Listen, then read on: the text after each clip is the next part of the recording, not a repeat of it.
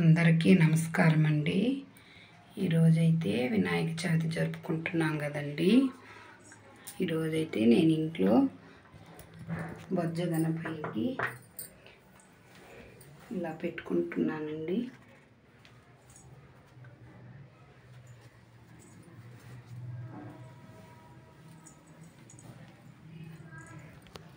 మా బొజ్జ గణపతిని చూడండి ఒకసారి.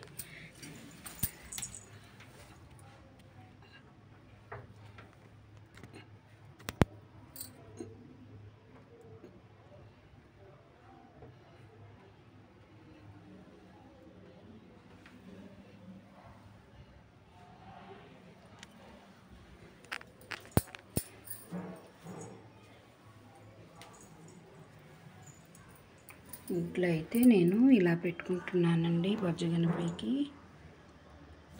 ఈరోజైతే నేను గణపతికి ఈ ప్రసాదాలన్నీ కూడా చేశానండి. ఆయనకి ఇప్పుడు నైవేద్యం కూడా పెట్టుకుంటున్నాను. ఇప్పుడు ఇంకా గణపతి స్వామికి పూజ కూడా స్టార్ట్ చేస్తానండి.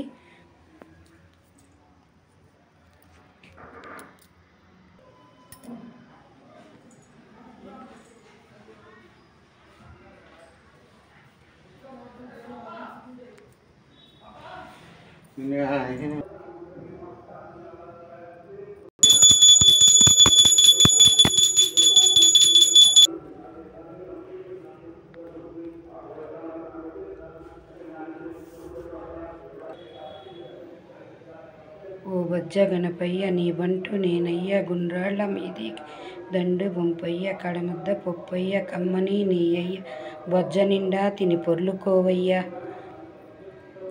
వినాయక తాత అందరినీ చల్లగా కాపాడు తండ్రి. నాయన మేము తెలిసి తెలియక చేసిన తప్పుల్ని మన్నించి మమ్మల్ని కాపాడు తండ్రి వినాయక.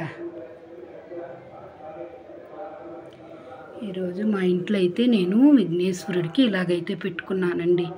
ఏదో నాకు తెలిసినంతట్లో ఇలాగ పెట్టుకొని ప్రసాదాలన్నీ ఇలా చేసుకున్నానండి నాయనకి. ఇవన్నీ ప్రసాదాలుగా పెట్టుకున్నామండి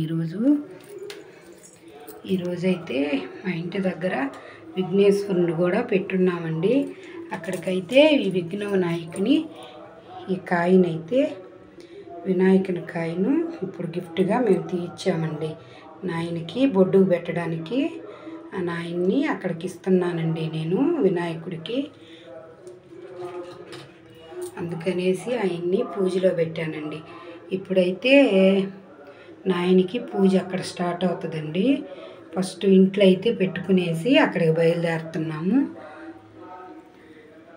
మా వాకిట్లోనేనండి నాయనికి ఈరోజు అక్కడ పెట్టుకుంటున్నాము. ఇంట్లో అయితే పూజ చేసేసుకొని వినాయకుడికి ప్రసాదాలన్నీ పెట్టుకొని టెంకాయ అయితే కొట్టుకునేసామండి. ఇప్పుడైతే అక్కడికి బయలుదేరుతున్నామండి.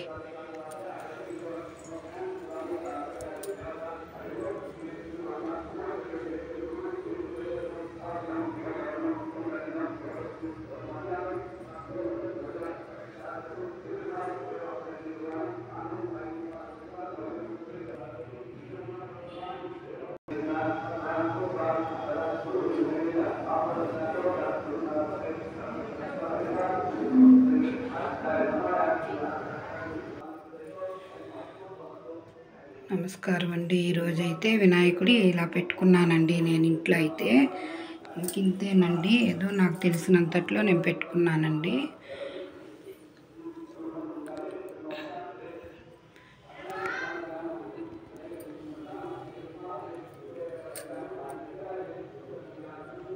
నమస్కారం అండి.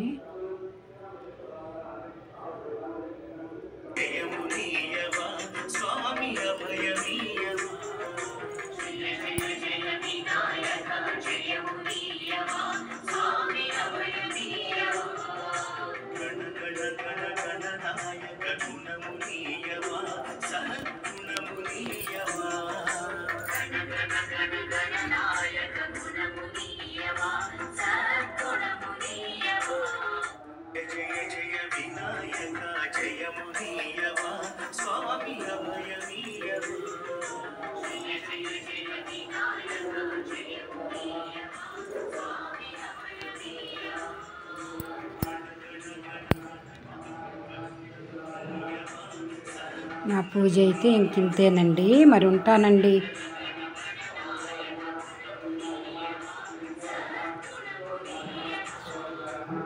అందరికీ వినాయక చవితి శుభాకాంక్షలండి. మరి నేను ఉంటానండి.